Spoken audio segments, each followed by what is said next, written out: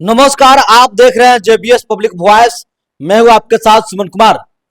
अभी हम चकिया में हैं और आपको बता दें कि हमारे बगल में वीरेंद्र कुमार निराला जी हैं। एक विवादित पोस्ट करने के आरोप में जो है जेल गए हुए थे।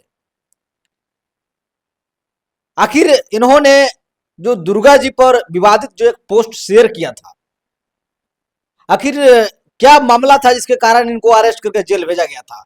पूरी घटना हम इन्हीं के जुबानी हम जानना चाहेंगे। स्वागत है आपको निराला जी। आपका भी जय भीम सुमन जी। आपके चैनल को जय भीम। क्या मामला हुआ था, आप लोग जेल गए थे? देखिए सुमन जी, जेल जो हम गए थे जुलाई महीना में, हम्म शायद आप ही ने एक वीडियो बनाया था मेरा, हम्म जिसमें अनुमंडल पदाधिकारी शिवानी शुभम जी हैं यहाँ, हम्म उनके द्वारा जन वितरण के आवंटन उठाव में वितरण में जो है ये रिश्वतखोरी का मामला था। हम्म उसको लेकर के जो है हमने एक वीडियो बनाया था। एक हम्म आप पूछे थे, हम जवाब दिए थे। आप मेरे चैनल पर आप जवाब दिए थे। आप ही के चैनल पर हम जवाब हम्म दिए थे उनको। उस अथी से उस बयान से जो है बहुत ज़्यादा आघात पहुंचा। हम्म उनको लगा कि भाई हमको जो है और हमारा पर्दाफाश हो जाएगा, हम्म हमारा घुसखोरी का जो है पर्दाफाश हो जाएगा। हम्म इसलिए उन्होंने क्या किया कि हमको मार्केटिंग अफसर, ये सुनील कुमार नाम है उनका, हम्म एमओ, उनको उनके माध्यम से हमको बुलवाई।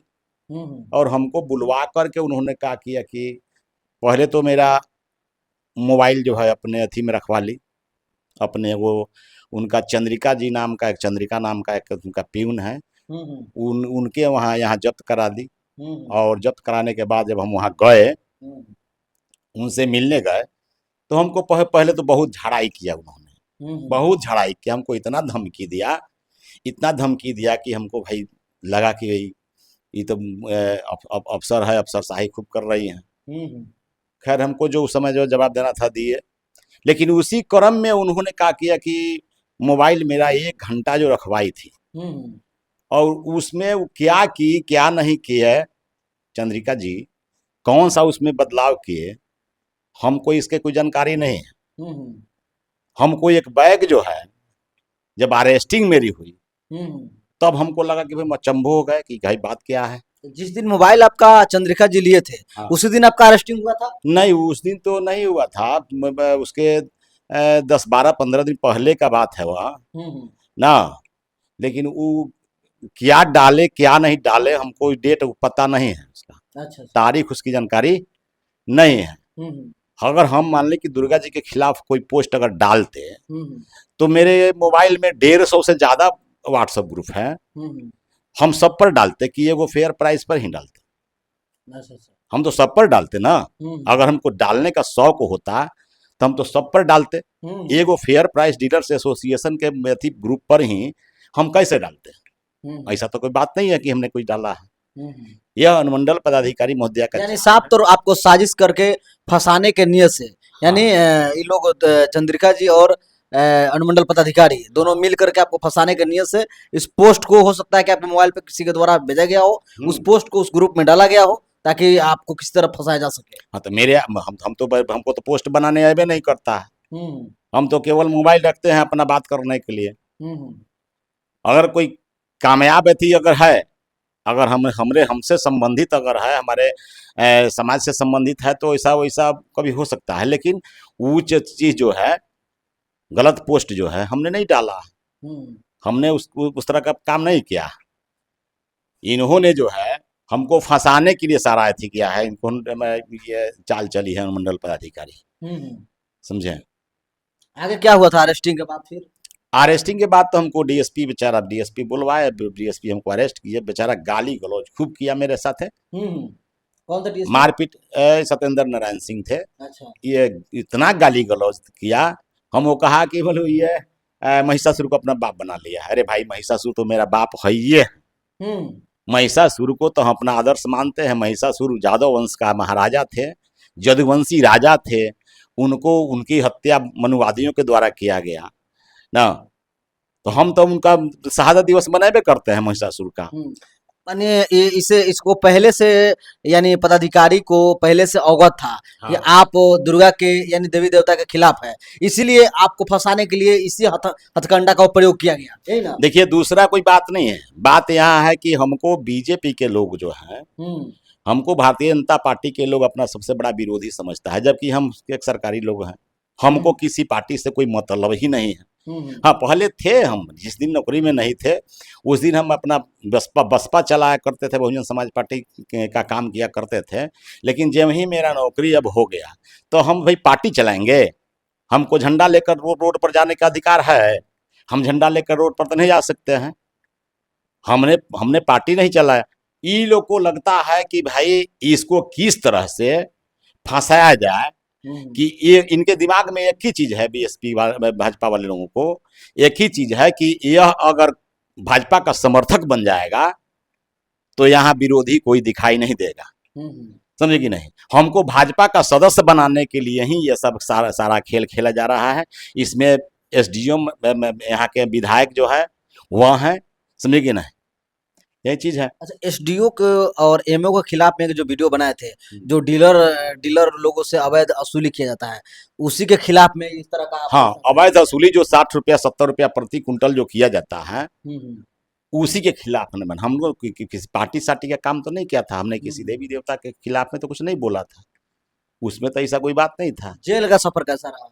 फिर जेल में भी जेल गए तो जेल में भी हमको जब हमको वही उसी में था कि हम भाई जो हैं, हम हैं अम्बेडकरवादी, हम हैं बहुजन समाज के लोग ना, अम्बेडकरवादी हैं, अम्बेडकर विचारधारा से लैस हैं, तो वहां जाकर क्या करेंगे हम? जेल में तो कष्टमय जीवन रहा ही, लेकिन उसमें जो है हम जब जो मिशन है मिशन में रख लगे रहे। तो लगभग आप जेल कितना दिनों तक थे? 4.5 महीना तक, 4.5 महीना तक जेल में थे।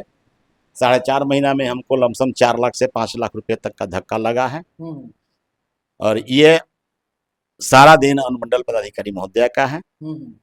ये यहाँ कास्टिज्म करने आई है, यहाँ अफसरशाही करने नहीं आई है। अनुमंडल पदाधिकारी शिवानी शुभम जी जो आई है, ये ज्यादा दूर की नहीं है, बगल के कांटी की रहने वाली है ना, ये बगल के कांटी की रहने वाली है। यहाँ के भूमिहारों में वहाँ के भूमिहारों में बहुत अंतर पड़ता है। मुजफ्फरपुर के भूमिहारों में यहाँ का भूमिहार भाई जो है सो थोड़ा सा मिला जुला कर चलते भी हैं, लेकिन मुजफ्फरपुर जिला का जो है भूमिहार जो है वह दलितों को सबसे बड़ा दुश्मन अपना समझता है, और वह मुजफ्फरपुर जिला के कांटी की रहने वाली है। उनका अगल बगल में, मेरे घर के बगल में जो है मैंने संबंध भी है, उनकी बहन भी यहाँ बसती हैं, और यह यहाँ समझ रही हैं कि यहाँ हमको कोई कुछ नहीं करेगा। तो आपका बेल सिविल कोर्ट से हुआ था या हाई कोर्ट से हुआ था? अरे हमको जज भी भाई वही है ना, जज भी भूमिहार है। अच्छा, जज भी श्रीनिवास शर्मा जो है भूमिहार है, वह अभी नहीं चाहता है कि इसको बेल मिले। यानी साधारण केस में आपको सिविल कोर्ट से भी बेल नहीं मिला, यानी 41A का जो लाभ मिलता है वो भी नहीं मिला? ना, वो कुछ नहीं मिला हमको। मैंने पटना से जो है हाई कोर्ट जाना पड़ा। इसी में हमको 4.5 महीना समय लगा।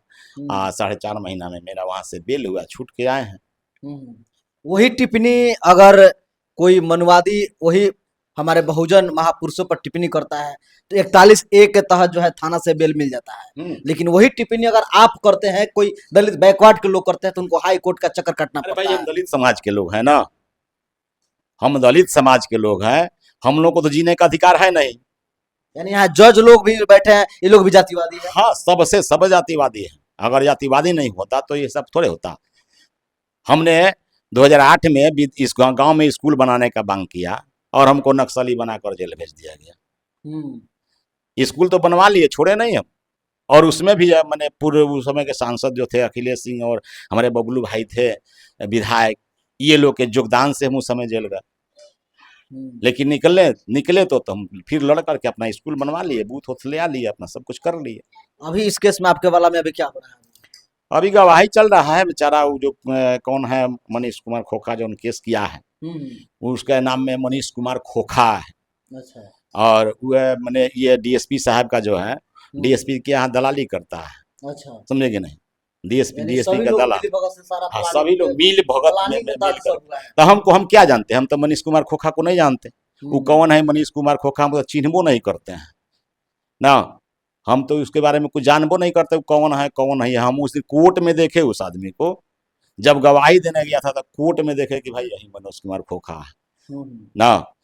और उस मनीष कुमार खोखा जी को ये पता भी नहीं है कि अभी उनका जन्म भी नहीं हुआ होगा। एक रमेश प्रसाद थे उनके कानून समाज के, उनकी हत्या हो गई थी। उसमें भूमिहार समुदाय का लोग ने ही उनका हत्या किया था। लेकिन साल भर के बाद उनके रमेश प्रसाद के बेटा अनिल का भी हत्या हो गया। उस समय चकिया में डीएसपी का जो है थी क्या कपार फूट गया था।